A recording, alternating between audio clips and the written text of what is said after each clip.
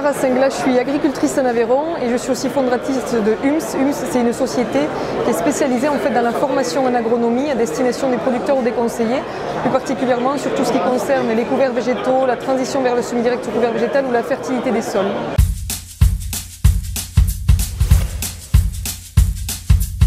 Donc aujourd'hui, on m'a invité au LFD pour parler d'agronomie et de remettre un peu en fait les pieds sur terre, parce qu'on parle beaucoup du numérique en tant qu'outil qui va nous aider à sauver l'agriculture, mais je dirais que l'agriculture de très haute précision sans l'agronomie, et quelque part ça aboutit à de très grosses bêtises de très haute précision.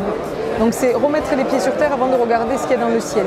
Ne pas oublier que notre principal rôle en tant qu'agriculteur, c'est d'abord de nourrir le sol pour nourrir les plantes et pour nourrir les hommes.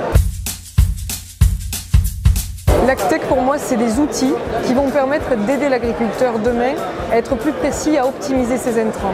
Mais ça ne remplacera en rien l'acte de décision qui doit venir de l'agriculteur, puisque l'agriculteur en fait c'est la base, c'est lui qui va être capable de synthétiser toutes ces données et de savoir comment prendre des décisions pour mieux piloter sa ferme. D'abord, aidez-nous à développer des pratiques qui permettent de régénérer les sols. Donc c'est tout ce qui est agriculture de conservation des sols et c'est urgent de le mettre en place. C'est vraiment urgent parce que sans sol, il n'y a pas d'agriculture, il n'y a pas de civilisation.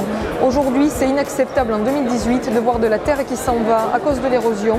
Et tout ça, ça vient de quoi? Ça vient de pratiques où on a encore trop travaillé les sols. Donc c'est urgent de dire ok, on change tout, parce que c'est à la fois pour nous, pour continuer de produire plus et mieux, mais c'est aussi pour les générations de demain. Il n'y a pas de civilisation qui a vécu plus de 500 ans parce qu'on avait détruit les sols. Donc il ne faut pas répéter les schémas qu'il y a eu par le passé. Et la grande chance qu'on a aujourd'hui, c'est qu'on sait faire. C'est la première fois dans toute l'histoire de l'humanité qu'on sait faire de la régénération de sols. Donc il faut absolument qu'ils nous aident à développer cette agriculture qui est basée d'abord sur des sols vivants. Mettre des drones dans un désert, ça ne sert à rien. Il faut d'abord que le sol fonctionne pour que tous les outils justement qui sont présentés ici puissent nous être utiles. Mais c'est d'abord les sols, c'est la priorité. Bien sûr qu'il y aura des agriculteurs puisqu'on a toujours eu besoin de se nourrir. Le simple changement qu'il y aura, c'est que l'agriculteur de demain, il aura besoin d'énormément de connaissances. À l'époque, on disait tu as intérêt de faire des études, sinon tu vas être obligé de rester à la ferme. Aujourd'hui, c'est carrément l'inverse. Tu veux être agricultrice ou tu veux être agriculteur, tu as intérêt d'aller faire des études. Le métier d'agriculteur, c'est le métier le plus difficile qui soit aujourd'hui. Il faut s'y connaître en agronomie, il faut s'y connaître en comptabilité, il faut savoir comment mieux vendre ses produits, il faut s'y connaître un peu en machinisme, en nouvelles technologies. C'est un métier énormément complexe. Et donc plus on aura de connaissances, plus on réussira. D'ailleurs, les Brésiliens disent que la réussite elle est proportionnelle à la connaissance à l'hectare. Donc oui, il y aura toujours des agriculteurs, mais des agriculteurs qui auront beaucoup plus de connaissances en eux. L'agriculture, c'est avant tout une belle relation humaine et les robots remplaceront jamais les hommes. Ce qu'on recherche aujourd'hui, il y a de plus en plus d'objets connectés de numérique, mais justement plus il y a de numérique, plus la relation humaine est nécessaire. Plus on a besoin d'échanger entre nous et de partager.